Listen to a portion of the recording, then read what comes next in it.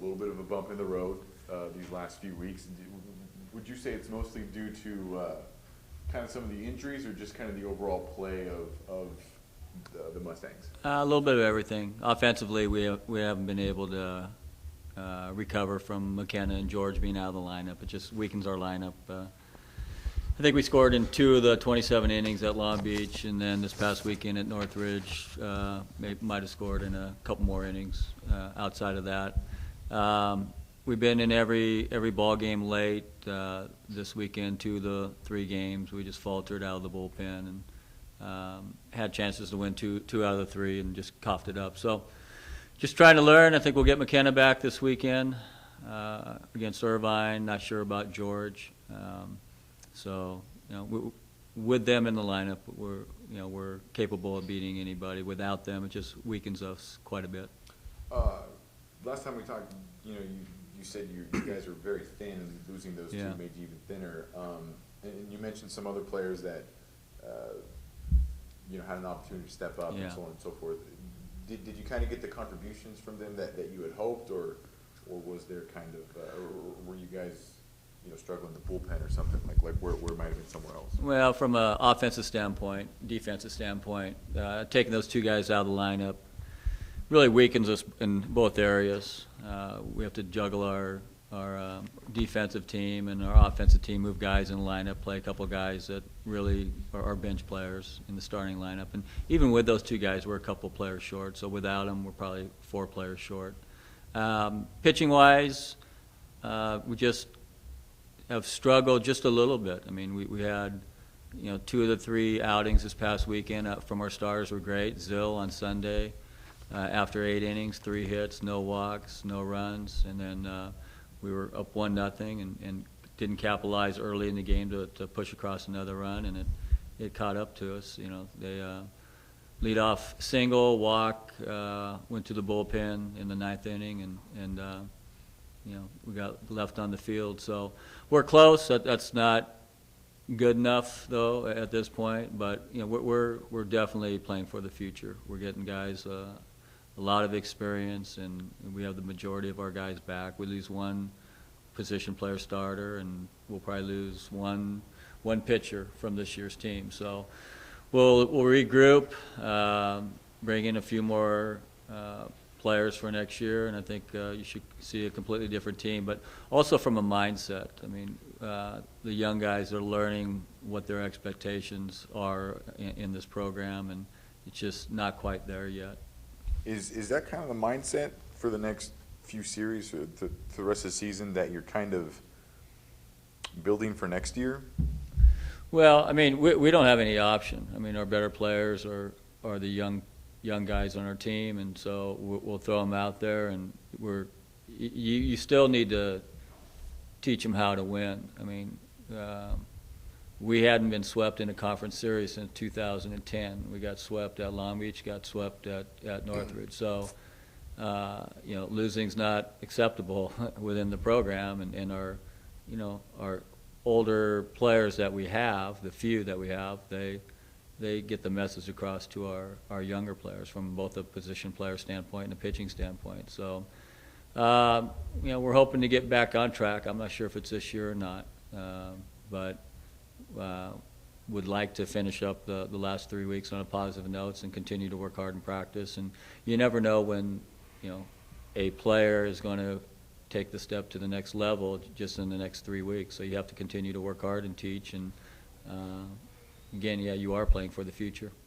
So that being said, in these next few weeks, does anything change as far as lineups or different positions or anything like that, if you are kind of looking more toward the future?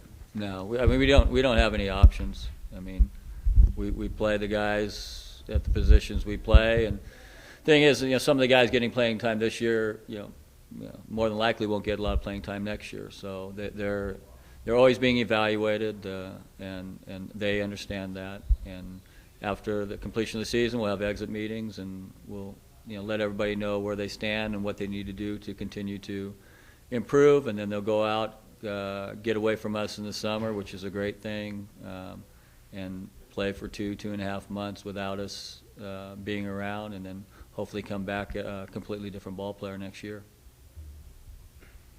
So, do you have any idea of what you're going to tell your players to sort of change the mentality after these 2 last weekends? No, they've heard it enough. You get this far in the season, there's not a lot you say. I think what is more meaningful when it comes from your players, so when it comes from a Barbier or a Shutnick or a Kyle Smith or whoever the leaders are on the team, they get my message across, and it's more meaningful, and they need to police themselves, and they need to our young players need to understand what's acceptable, what's not acceptable, what the mentality has to be in practice, in a game, in the weight room, and if you can get the majority of your team on board, and then you have enough talent, then you got a chance to win some ball games. Are you doing anything different to have a higher retention rate, player-wise, than last year? Attention rate? Retention. Huh? Retention, so you keep them on the team. No, I mean, it'll be a different team next year. You'll have a number of them back, and you know, when you have a lot of walk-ons, there's a lot of you know, it's always in flux. I mean, they may be with you 1 year and not the other, or they may redshirt a year. So, but we'll have more internal competition. We'll be deeper, as long as the draft doesn't hurt us. I mean, but that's one of the main things that really hurt us this year. I mean, we lost 2 players from our team that we didn't think we were going to lose, and we lost 2 high school kids we didn't think we were going to lose. So 2 pitchers, 2 shortstops, it changes the whole complexion of your team. So we just weren't able to recover, and we were playing good up until, you know, we were at home and we take 2 out of 3 against Fullerton. We go to Hawaii, difficult place to play, win 2 out of 3, sweep Santa Barbara, in a good position. But then, you know, it's like you almost have to play the perfect game in all facets to win that game, and we did for the most part. And we could have won the other 2. I mean, we could have been 9-0, and then you take 2 pretty key components out of the equation. It just changes everything. And if you don't have depth, quality depth, then it makes it difficult.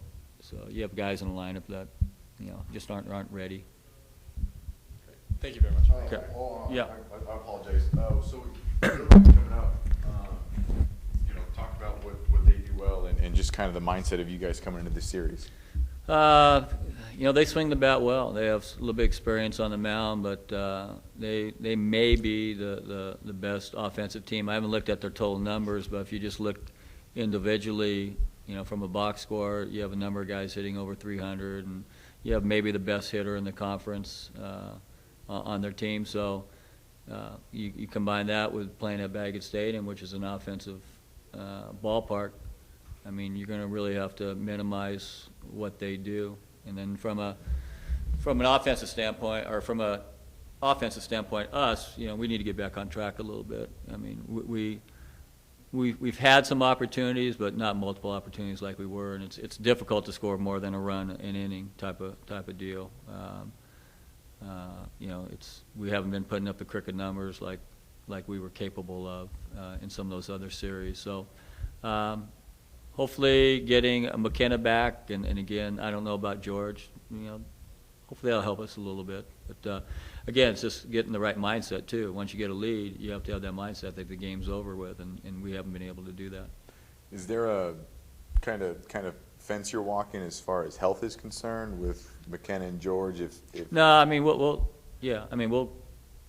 do what's best, you know, for their best interest. But McKenna.